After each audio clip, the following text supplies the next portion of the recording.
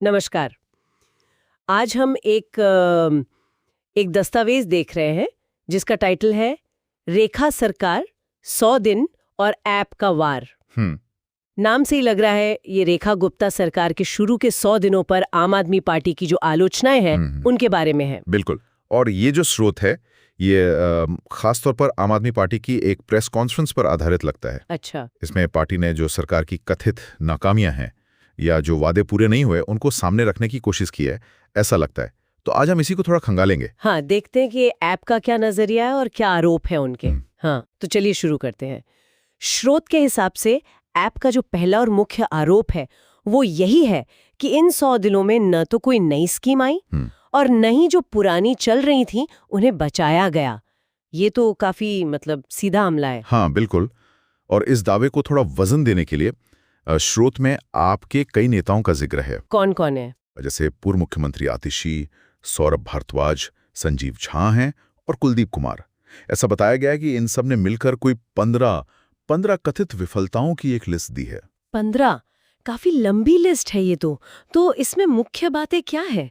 कुछ खास मुद्दे? हाँ, इसमें कई चीजें हैं। जैसे दिल्ली में कथित तौर पर बिजली कटौती बढ़ गई है। अच्छा। और बिजली के दाम भी। फिर पीने का पानी गंदा पानी आने की शिकायतें और मोहल्ला क्लिनिकों की हालत भी खराब बताई है। मोहल्ला क्लिनिक ये तो काफी चर्चा में थे पहले। हाँ बिल्कुल। और आरोप हैं इसके अलावा जैसे बस मार्शल थे और दूसरे वॉलंटियर्स उनकी नौकरी चली गई, ये कहा गया है। अच्छा, रोजगार का मुद्दा। हाँ, और महिलाओं को जो हर महीने 2,500 रुपए देने का वादा था वो भी पूरा नहीं हुआ। साथ ही स्रोत कहता है कि झुग्गियां हटाने और जो विधवाओं की पेंशन थी उसके रुकने जैसे मुद्दे भी लिस्ट में है। पेंशन रुकना ये तो गंभीर बात है अगर सच है। और पर्यावरण वाला भी कुछ था शायद। हाँ बिल्कुल। दिल्ली का जो एयर क्वालिटी इंडेक्स है AQI वो 500 के पार चला गया। ओहो। स्रोत इसे एक स्वास्थ्य के लिए बड़ा खतरा बता रहा है। जाहिर है 500 पार AQI तो बहुत ही खराब है। तो ये तो हो गए आरोप, लेकिन आपने शुरू में कहा था कि स्रोत में एक तरह का कॉन्ट्रास्ट, एक तुलना भी दिखाई गई है। हाँ बिल्कुल। और यहीं पर ये मामला थोड़ा दिलचस्प हो जाता है। कैसे? स्रोत क्या करता है कि इन आरोपों को AAP के अपने कार्यकाल की जो कथित उपलब्धियां थीं उनके बिल्कुल सामने रखता है। अच्छा, अपनी तारीफ और मौजूदा सरकार की बुराई साथ साथ। हाँ, एक तरह से वही ये राजनीति में होता है अक्सर। अपनी पिछली अच्छी चीजें गिनाओ और कहो कि देखो अब क्या हो रहा है। इससे आरोपों का असर शायद ज्यादा लगे, ऐसा वो सोचते होंगे। तो वो कौन सी उपलब्धियां हैं जिनका जिक्र है स्रोत में? इसमें AAP की कई पुरानी पहलों का जिक्र है, जैसे मोहल्ला क्लिनिक। हाँ वो तो है ही। जिनके बारे में कहा गया है कि WHO ने भी तारीफ की थी। फिर वो फरिश्ते स्कीम थी। हाँ, वो एक्सीडेंट वाली। हाँ, जो सड़क हादसों में मदद करने वालों के लिए थी। दावा था कि इससे 11,000 से ज्यादा जानें बची। 11,000।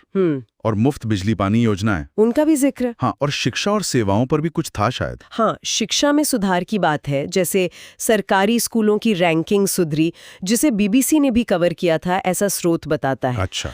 और वो डोर स्टेप डिलीवरी सेवाएं थीं। हाँ, वो तो काफी सुविधाजनक थी। स्रोत कहते हैं कि वो भारत में अपनी तरह की पहली थीं।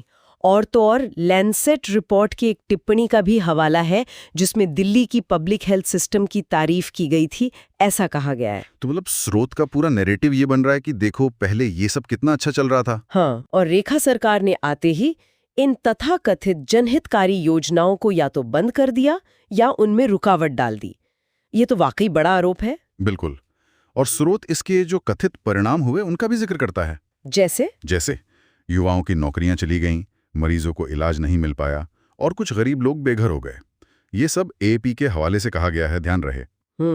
लेकिन क्या स्रोत इन दावों के सपोर्ट में कोई सबूत या डेटा वगैरह देता है या सिर्फ आरोप ही बता रहा है? देखिए, ये स्रोत मुख्य रूप से AAP की प्रेस कॉन्फ्रेंस और उनके आरोपों पर ही फोकस कर रहा है। अच्छा। ये दस्तावेज खुद से कोई सबूत पेश नहीं कर रहा, बल्कि AAP के दावे क्या हैं और वो क्या सवाल उठा रहे हैं, बस उनको सामने रख रहा है। और वो सवाल क्या हैं जो स्रोत उठाता है? स्रोत कुछ सीधे सवाल पाठक के सामने छोड़ देता है, जैसे क्या रेखा सरकार जन विरोधी है?